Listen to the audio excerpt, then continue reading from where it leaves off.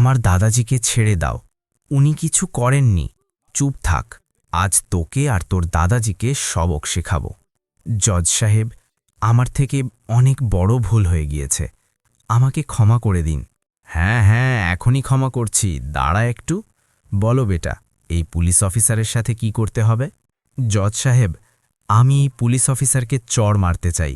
যখন একটি 12 বছরের মেয়ে জানতে পারল যে যাকে সে দাদাজি ভাবত সে তার বাবা নয়, এবং যারা তাকে ভিক্ষা করতে বাধ্য করছিল তারাই তার আসল বাবা মা। এই গল্পটি হল একটি বাজ পাখি, একটি নদী এবং 10 বছরের অপেক্ষার। পাহাড়ের পাদদেশে অবস্থিত একটি ছোট্ট কুঁড়ে ঘরে 12 বছর বয়সী নিধির সকাল অন্ধকারের মধ্যেই শুরু হতো। রাত 4টের সময় যখন পুরো গ্রাম ঘুমিয়ে থাকত, তখন নিধির চোখ খুলে যেত এবং সে নিঃশব্দে উঠত। নিজের ছেঁড়া পুরনো শাড়ি ঠিক করে সে নদীর দিকে রওনা হতো। ঠান্ডা হাওয়া তার মুখ কেটে দিত, কিন্তু তার পরোয়া ছিল না, কারণ তাকে তার অসুস্থ দাদাজির জন্য জল আনতে হতো। নদী থেকে 2-3 বালতি জল আনতে তার প্রায় 1 ঘন্টা সময় লেগে যেত, কারণ নদী কুঁড়েঘর থেকে অনেকটা দূরে ছিল এবং পাহাড়ি রাস্তায় চলা সহজ ছিল না। 5টা বাজার মধ্যে সে ফিরে আসত। জেলে সন্তোষ বিছানায় শুয়ে শুয়ে তাকে দেখতেন এবং তার চোখে জল চলে আসত। তিনি ভাবতেন যে এত ছোট একটা বাচ্চা এত দায়িত্ব সামলাচ্ছে, আর আমি তার জন্য কিছু করতে পারছি না। কিন্তু নিধি সবসময় হাসি মুখে থাকত এবং বলতো যে, দাদাজি, আপনি চিন্তা করবেন না, আপনি তাড়াতাড়ি ঠিক হয়ে যাবেন, দেখুন আম্মার ওষুধ কাজ করছে।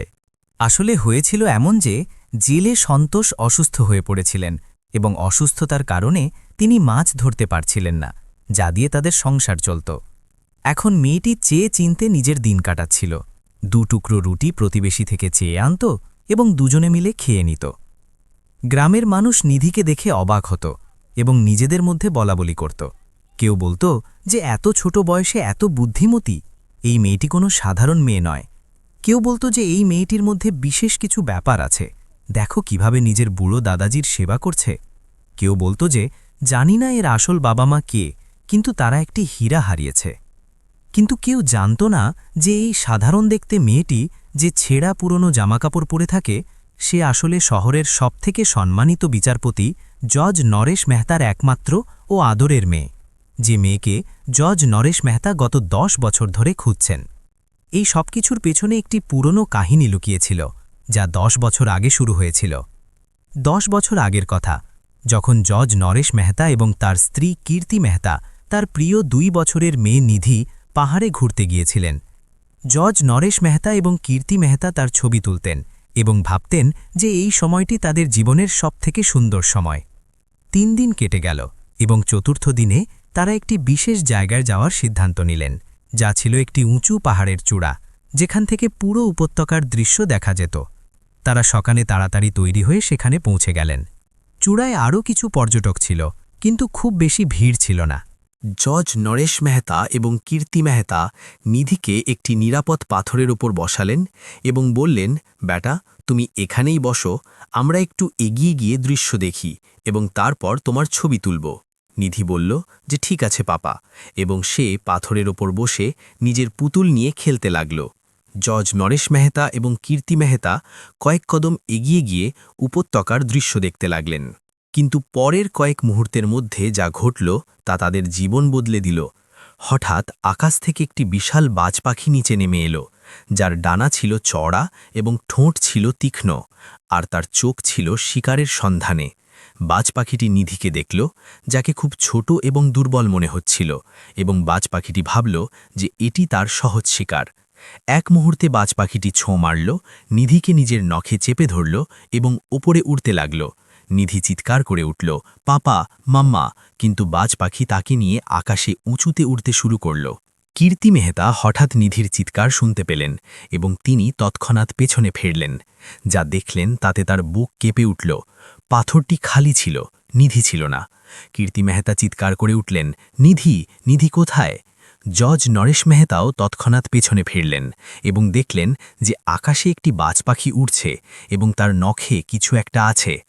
জজ নরেশ মেহতার বুক ভেঙে গেল এবং তিনি চিৎকার করলেন, নিধি, কিন্তু বাজ পাখি দূরে চলে গিয়েছিল। জজ নরেশ মেহতা দৌড়ালেন, কীর্তি মেহতা দৌড়ালেন, কিন্তু বাজ পাখি তো আকাশে উড়ছিল এবং তারা অসহায় ছিলেন। আশেপাশের লোকজনও জমা হয়ে গেল এবং কেউ একজন বলল যে বাজ পাখি বাচ্চাটিকে নিয়ে গিয়েছে।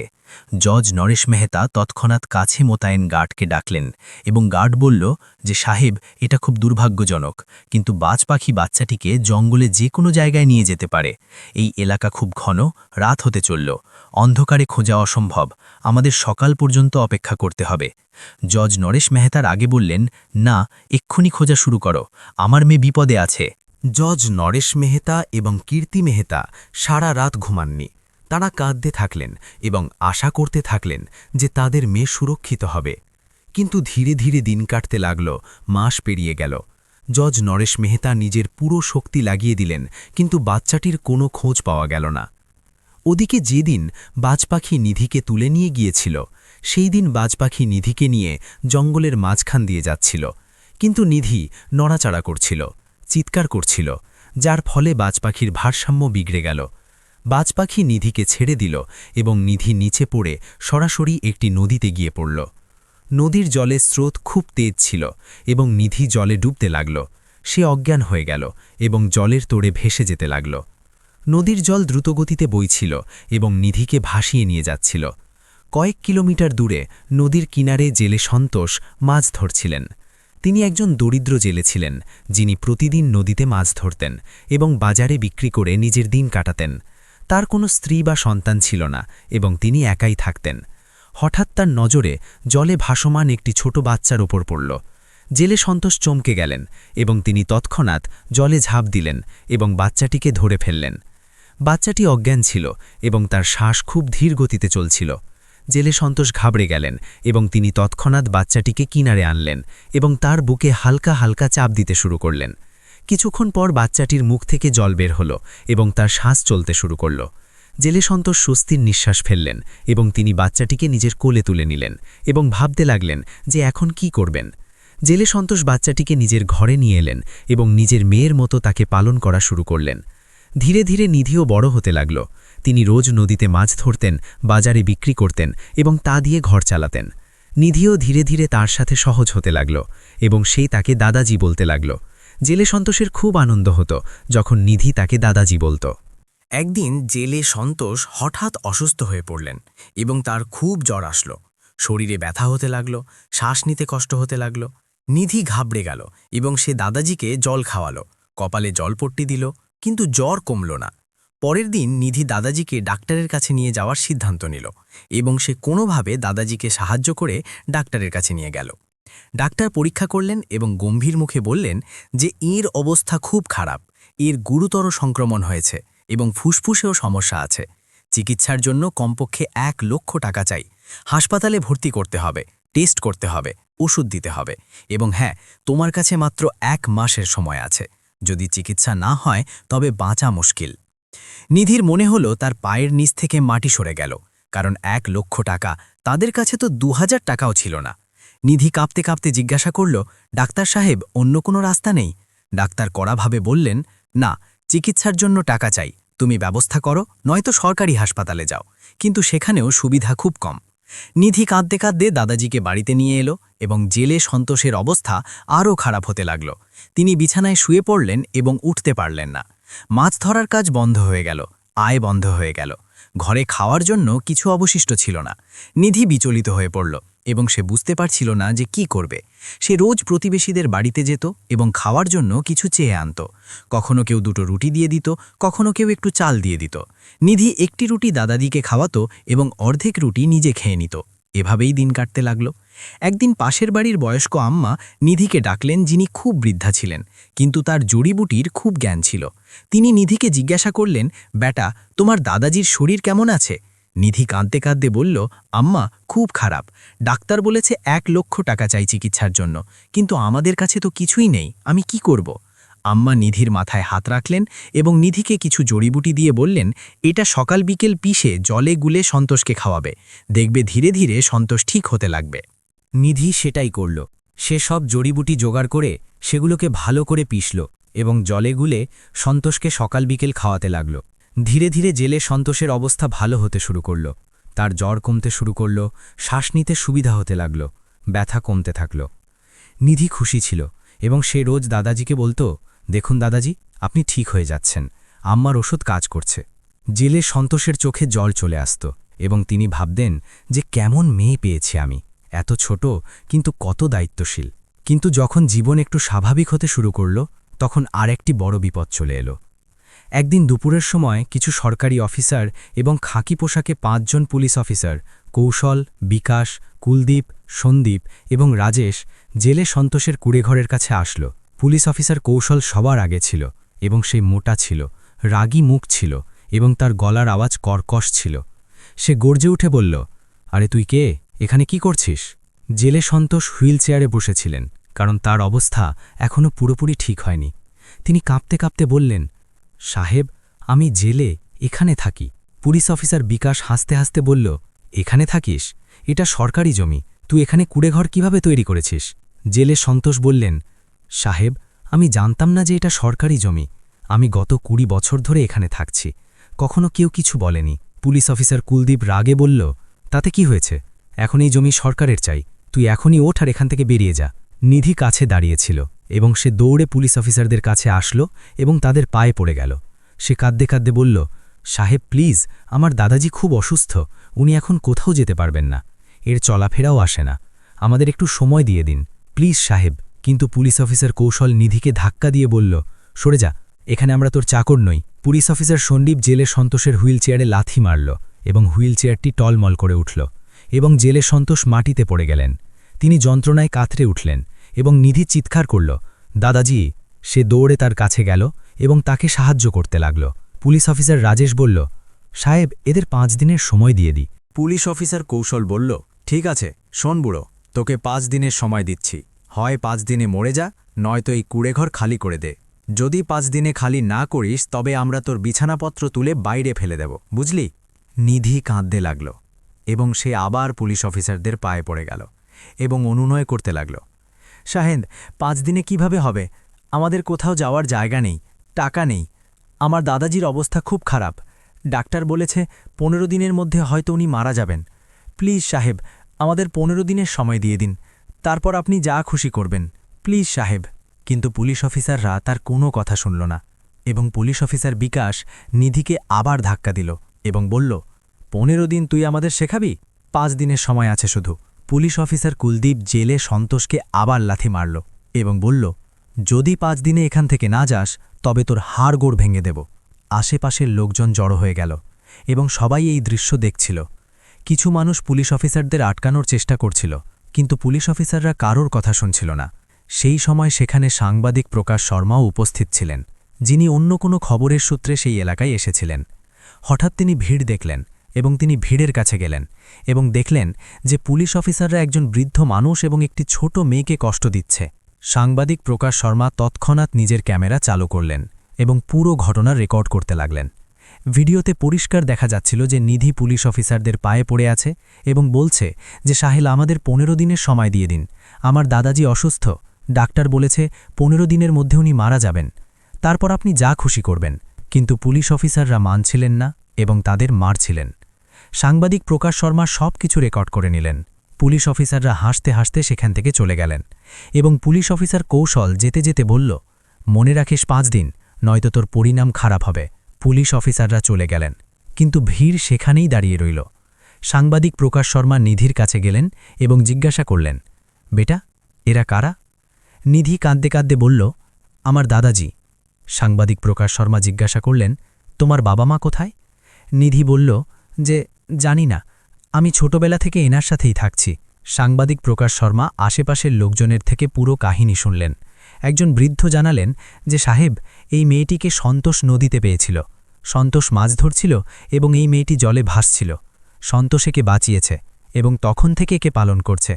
একজন যুবক বলল যে, সাহেব, এই পুলিশগুলো খুব অত্যাচারী, এরা কোনো নোটিশ ছাড়াই এদের 5 দিনের সময় দিয়েছে, এটা কেমন বিচার? সাংবাদিক প্রকাশ শর্মা সব কিছু মন দিয়ে শুনলেন এবং তার মনে হল এটি অনেক বড় খবর। তিনি নিধিকে বললেন, বেটা, ঘাবড়াও না, আমি তোমার সাহায্য করব। আমি এই ভিডিও ভাইরাল করব, মানুষ জানতে পারবে যে পুলিশ অফিসাররা তোমাদের সাথে কি করেছে, বিচার নিশ্চয়ই মিলবে। নিধি আশার চোখে সাংবাদিক প্রকাশ শর্মাকে দেখল সাংবাদিক প্রকাশ শর্মা সেখান থেকে চলে গেলেন এবং নিধি জেলে সন্তোষকে কোনোভাবে তুলে হুইল চেয়ারে বসাল। সাংবাদিক প্রকাশ শর্মা নিজের অফিসে পৌঁছালেন এবং তার মন খুব ভারী ছিল, কারণ তিনি যা দেখেছিলেন তা ছিল খুব বেদনাদায়ক। তিনি তৎক্ষণাৎ নিজের ল্যাপটপ খুললেন এবং ভিডিও এডিট করতে শুরু করলেন। তিনি ভিডিওতে সবকিছু জুড়লেন: পুলিশ অফিসারদের বর্বরচিত আচরণ, নিধির আকুতি, জেলে সন্তোষের অসহায়তা এবং আশেপাশের লোকজনের বয়ান। তিনি ভিডিওর সাথে একটি ক্যাপশনও লিখলেন যে এটাই কি বিচার?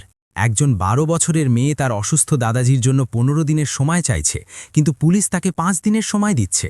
ডাক্তার বলেছে 15 দিনের মধ্যে বুড়ো মানুষটি মারা যেতে পারেন, তবুও পুলিশ শুনছে না। গরিব হওয়া কি অপরাধ? সাংবাদিক প্রকাশ শর্মা ভিডিওটি সোশ্যাল মিডিয়ায় আপলোড করে দিলেন এবং রাত তখন 8টা বেজেছিল।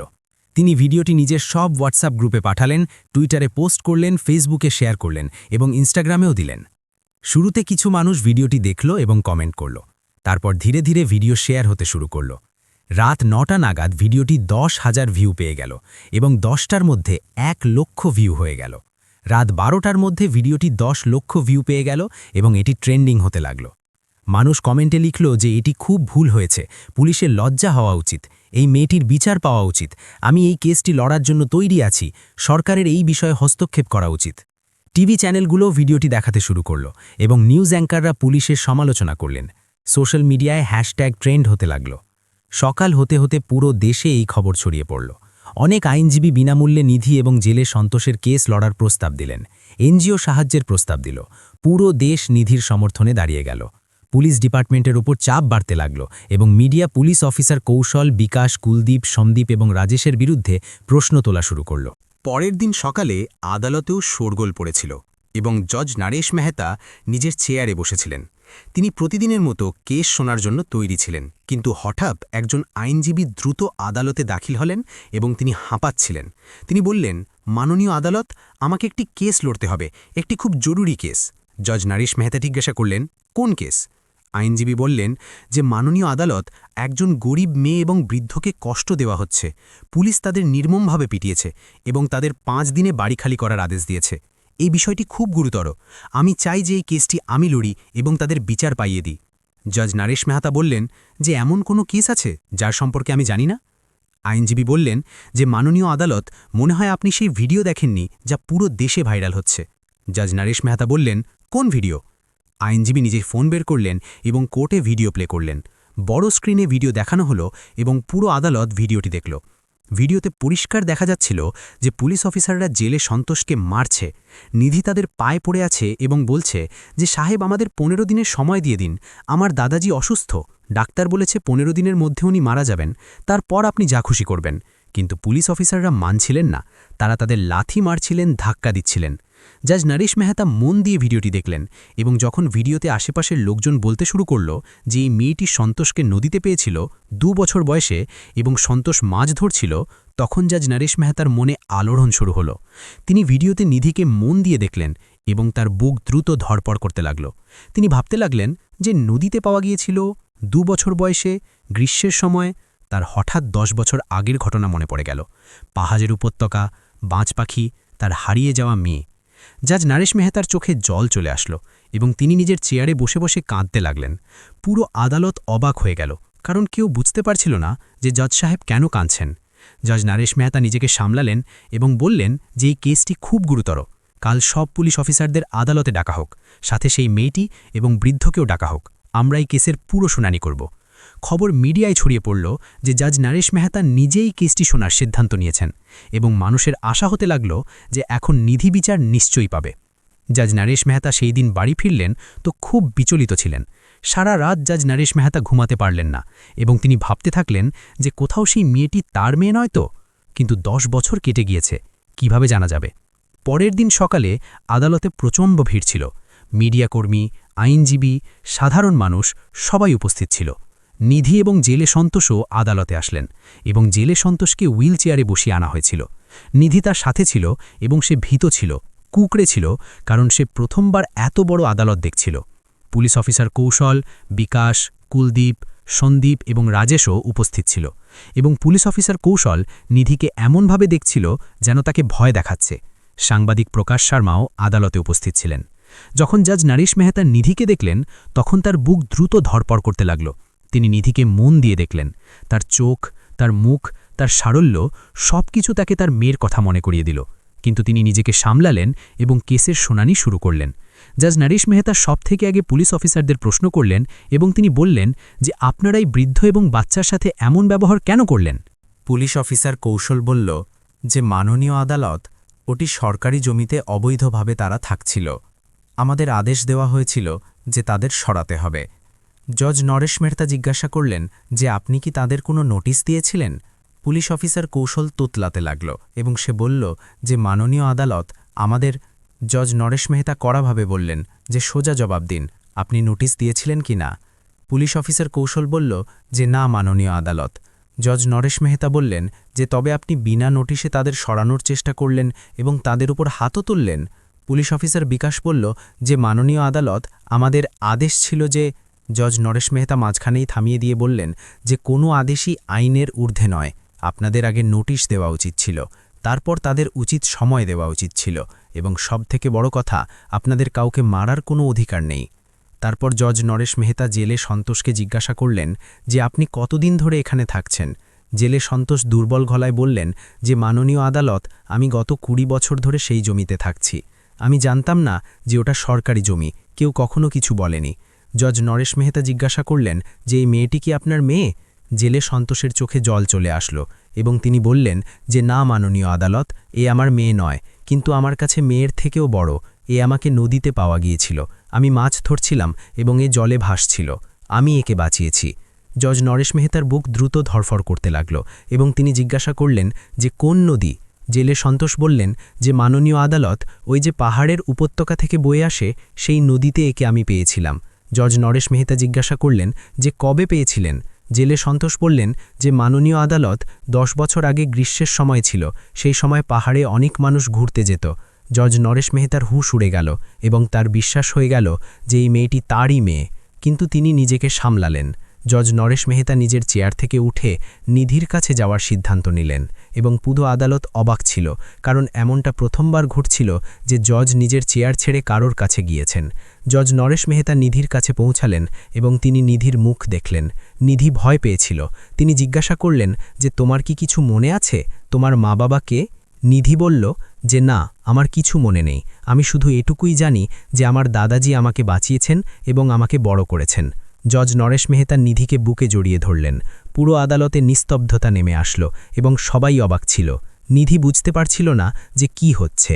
জজ নরেশ মেহতা বললেন যে আমাকে তোমার ডিএনএ টেস্ট করাতে হবে। যদি তুমি আমার মেয়ে হও তবে আমি তোমাকে ফিরে নিয়ে যাব। জজ নরেশ মেহতা তৎক্ষণাৎ ডাক্তারকে ডাকলেন এবং ডাক্তার আদালতে আসলেন। ডাক্তার জজ নরেশ মেহতা এবং নিধির স্যাম্পেল নিলেন এবং তারপর ডাক্তার ল্যাবে টেস্ট করতে চলে গেলেন। পুরো আদালত অপেক্ষা করতে লাগল এবং 3 ঘণ্টা কেটে গেল। মানুষ অধীর ছিল এবং সবাই জানতে চাইছিল যে নিধি কি সত্যি জজ নরেশ মেহতার মেয়ে। অবশেষে ডাক্তার ফিরে আসলেন এবং তার হাতে রিপোর্ট ছিল। জজ নরেশ মেহতা জিজ্ঞাসা করলেন যে কি রেজাল্ট আসলো? ডাক্তার বললেন যে মাননীয় আদালত, ডিএনএ টেস্টের রিপোর্ট পজিটিভ। এই মেয়েটি নিশ্চিতভাবে আপনার মেয়ে। 99.9% ম্যাচ হয়েছে। পুরো আদালতে হাততালিতে ফেটে পড়ল এবং মানুষ খুশিতে চিৎকার করতে লাগল। জজ নরেশ মেহতা নিধিকে আবার বুকে জড়িয়ে ধরলেন এবং কাঁদতে লাগলেন। তিনি বললেন যে বেটা, তুমি আমার মেয়ে, আমি 10 বছর ধরে তোমাকে খুঁজছিলাম, অবশেষে তুমি মিলে গেলে। নিধিরও এখনও বিশ্বাস হচ্ছিল না এবং তার চোখে জল চলে আসলো। সে ভাবছিল যে কি সত্যিই তার মা বাবা মিলে গিয়েছেন। জজ নরেশ মেহতা আদালতে নিজের রায় শোনালেন এবং তিনি বললেন যে আমি পুরো বিষয়টি তদন্ত করেছি। পুলিশ অফিসাররা বিনা নোটিশে জেলে সন্তোষ এবং নিধিকে হেনস্থা করেছে। তারা তাদের উপর হাত তুলেছে, এটি বেআইনি। তাই আমি পুলিশ অফিসার কৌশল, বিকাশ, কুলদীপ, সন্দীপ এবং রাজেশকে তৎক্ষণাৎ সাসপেন্ড করছি। সাথে তাদের ওপর 1 লক্ষ টাকা করে জরিমানা করা হলো। জেলে সন্তোষ একজন অত্যন্ত দরিদ্র মানুষ হওয়া সত্ত্বেও নদীতে কুড়িয়ে পাওয়া একটি অনাথ শিশুকে ফেলে দেননি। নিজের অভাবের সংসারেও তিনি নিধিকে পরম মমতায় বড় করেছেন। তার এই নিঃস্বার্থ ভালোবাসার কারণেই 10 বছর পর নিধি তার আসল পরিচয় খুঁজে পেল এবং সন্তোষ নিজেও মৃত্যুর মুখ থেকে ফিরে এসে সম্মান ও আশ্রয় পেলেন। অর্থাৎ কারো জন্য নিঃস্বার্থভাবে কিছু করলে তার প্রতিদান প্রকৃতি কোনো না কোনোভাবে ফিরিয়ে দেয়।